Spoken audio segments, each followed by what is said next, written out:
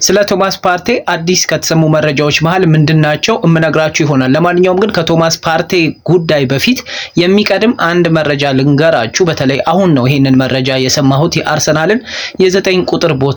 በዛም ላይ ደግሞ እማምነው ምርጭ ነው ቲም ኤንቲክ ኒውስ ስላችሁ በተደጋጋሚ ትሰማላችሁ አይደለ? እና ይሄ መረጃ ምንጭ እንዳለው ከሆነ የአርሰናል የ9 ቁጥር ቦታ ተቀዳሚ ተመራጭ የሆነው ከቪክተር ዮኬሬሽ ይልቅ ቤንጃሚን ሴስኮ ነው ሲል ነው እንግዲህ መረጃውን ያጋራው። ለማንኛውም የእናንተ ሐሳብ ከሁለቱ አጥቂዎች የትኛው ቢመጣ ደስ ይላችኋል? ሐሳባችሁን ኮሜንት ሴክሽን ላይ ማስፈር ትችላላችሁ። ግን ደግሞ እንግዲህ እንደሱ የመረጃ ምንጭ መሰረት ከሆነ ደግሞ የበለጠ አርሰናልን እያሳመነ የሚገኘውና ማምጣትም የሚፈልገው በመጀመሪያ ቤንጃሚን ሴስኮ ነው። ግን የቤንጃሚን ሴስኮ ጉዳይ የማይሆን ከሆነ ወደ ቪክተር ዮኬሬሽ ፊቱን ያዞራል ነው የሚለው። ስለ ቶማስ ፓርቴ ጉዳይ እንመለስ።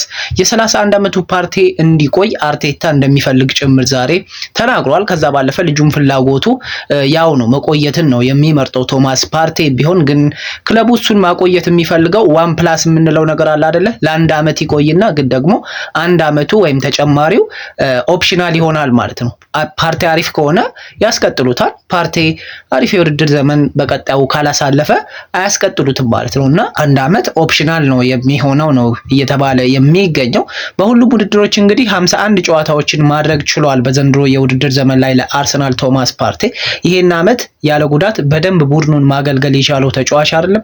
ስለዚህ የበለጠ እሱን ማቆየት ኪፕ ማድረግን ይመርጣሉ ከሚያጡት ይልቅ። ግን እንዳልኳችሁ ነው አሳን ኦፕሽን ነው እና ወጥነት ባለው መልኩ ነበረ ሲያገለግል የነበረው ሲልም አርቴታ መስክሮለታል። ከዛ ባለፈ የሱ ምርጡ የውድድር ዘመኑ ነበር፣ የሱ መገኘትም ያስፈልገን ነበረ እውነት እንደተጫወተው ከሆነ ሲል አርቴታ አክሎ ተናግሯል። ይሁን እንጂ አሁን አርቴታ እንግዲህ ጆርጂኒዮ የለውም። ጆርጂ ወደ ፍላሚንጎ ይሄዳል። ባይሆን ዙቢሜንዲን የሚጨርስ ነው የሚመስለው። 50 ሚሊዮን ፓውንድ ድረስ ይከፍልበታል ለዚህ ተጫዋች። ከዛም ባለፈ በተጨማሪ 9 ቁጥር ቦታና እንዲሁ የክንፍ አጥቂ እንዳልኳችሁ ማጠናከር ይፈልጋል። ከዛም ባለፈ እየሰራም ጭምር ነው። አንድሪያ ቤርታ በውስጥ እየሰሩ እንዳለ ነው የሚነገሩት።